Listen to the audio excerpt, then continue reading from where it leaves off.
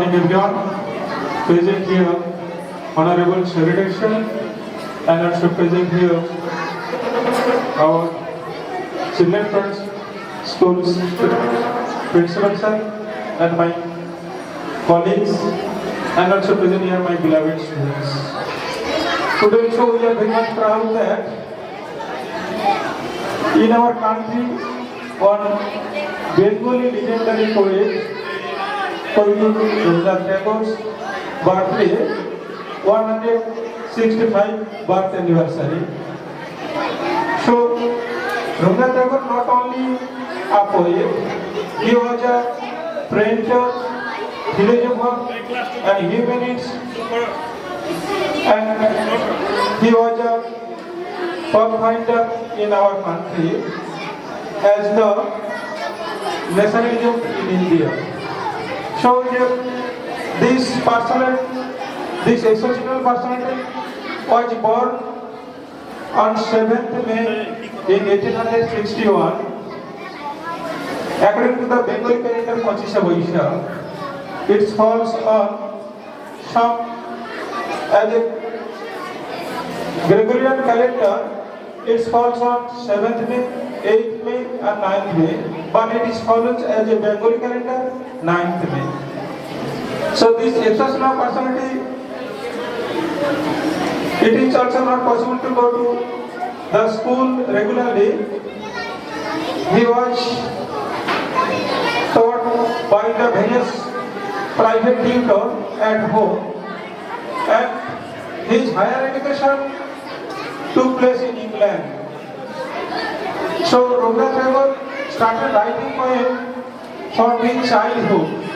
At the age of 16 years, that time he started writing many poems. When he was 20 years old, that time he started writing original dramatic monopiece. That one feeling on human mind. When he was just 16 years, that time 1890, he wrote one small short stories, Bhikarini, that effects on human mind, but not stop writing poems, short stories, dramas. In 1819 to 1895, that period of times, he wrote near about 84 short stories, that is called the Brahmo Picture. Not only that exceptional personality wrote, he was not staying at stop writings. He wrote many small stories, novel.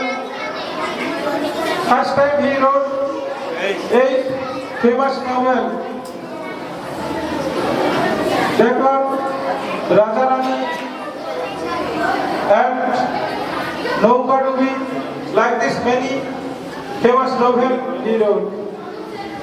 That exceptional personality man wrote many songs.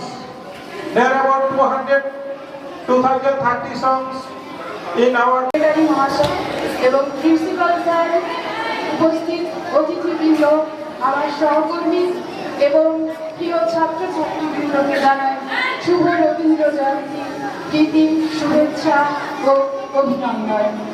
চির নতুন দিল রাত 25শে বৈশাখ 1268 বঙ্গাব্দের 25শে বৈশাখ ইংরেজি 1861 সালে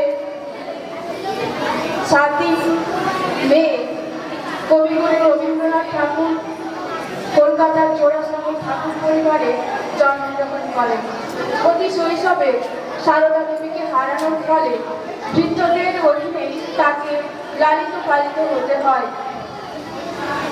স্কুলের গতানুগতিক শিক্ষা কবি রবীন্দ্রনাথ ঠাকুরকে আকৃষ্ট করতে পারেনি, তাই তিনি গৃহশিক্ষকদের কাছে বিভিন্ন বিষয়ে শিক্ষা গ্রহণ করেন। কবি প্রতিভার বিকাশ ঘটে খুব শৈশবে। তার লেখা বনফুল এবং ভানুসিংহ ঠাকুরের পদাবলী অতি কৈশোর এবং যৌবনে লেখা।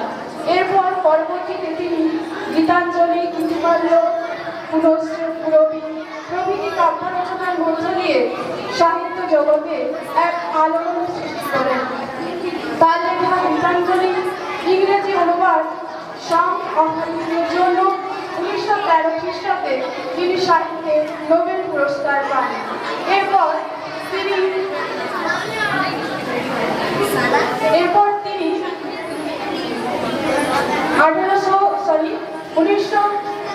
1915 খ্রিস্টাব্দে ব্রিটিশদের দেওয়া নাইট উপাধি ত্যাগ করেন এবং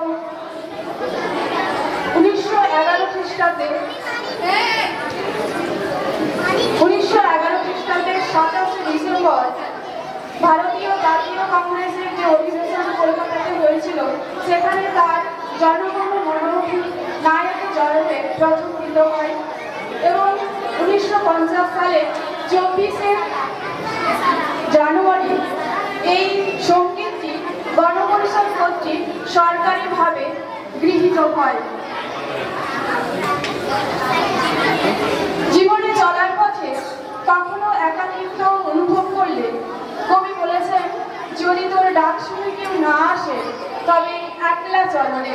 অর্থাৎ স্রষ্টা যখন নিজের প্রতি অসন্তোষে নতুন সৃষ্টিকে বারবার করছিলেন, তার সে অধৈর্য ঘন ঘন মাথা নাড়ার দিকে রুদ্র সমুদ্রের বাহু প্রাচীর হরিণের বুকের থেকে ছিনিয়ে দিয়ে গেল তোমার। বাঁধলে তোমাকে বনস্পতির নিবিড় পাহারায় ত্রিকোণ আলোর অন্তর করে সেখানে নিভৃত অবকাশে তুমি সংগ্রহ করেছিলে দুর্গম রহস্য। চিনছিলে জল, স্থল, আকাশের পূর্বজ সঙ্গে প্রকৃতি দৃষ্টি অতীত জাদু মন্ত্র জাগাচ্ছে তোমার চেতনাকে নয়। বিদ্যুৎ করছিলে ভীষণকে বিরূপে ছদ্মবেশে। সংখ্যাকে চাচ্ছিলে হার মানাতে, আপনাকে উগ্র করে বিভীষিকার প্রচন্ড মহিমায় তাণ্ডবের দ্বন্দ্বহীন নাগে। ছায়াবৃতা কালো ঘোমটার নিচে অপরিচিত ছিল তোমার মানব রূপ। খারাপের দৃষ্টিতে এলো নখ যাদের তীক্ষ্ণ তোমার নেকড়ের চেয়ে এলো মানুষ ধরার দল। গর্বে যারা অন্ধ তোমার সূর্য হারা অরণ্যের চেয়ে সখীর পর পর লোভে নগ্ন করল আপন নির্লজ্জ অমানুষতা। তোমার ভাষাহীন ক্রন্দনে বাষ্পাকুল অরণ্য পথে পঙ্কিল হলো ধুলি তোমার রক্তে অশ্রু কেটেছে। দস্যু পায়ের কাটা মারা জুতোর তলায় বিধ্বংস চিহ্ন চিহ্ন দিয়ে গেল তোমার অপরাধ। সমুদ্র পারে সেই মুহূর্তে তাদের পাড়ায় পাড়ায় মন্দিরে বাজছিল পূজার ঘণ্টা। সকালে সন্ধ্যায় দয়াময় দেবতার নামে শিশুরা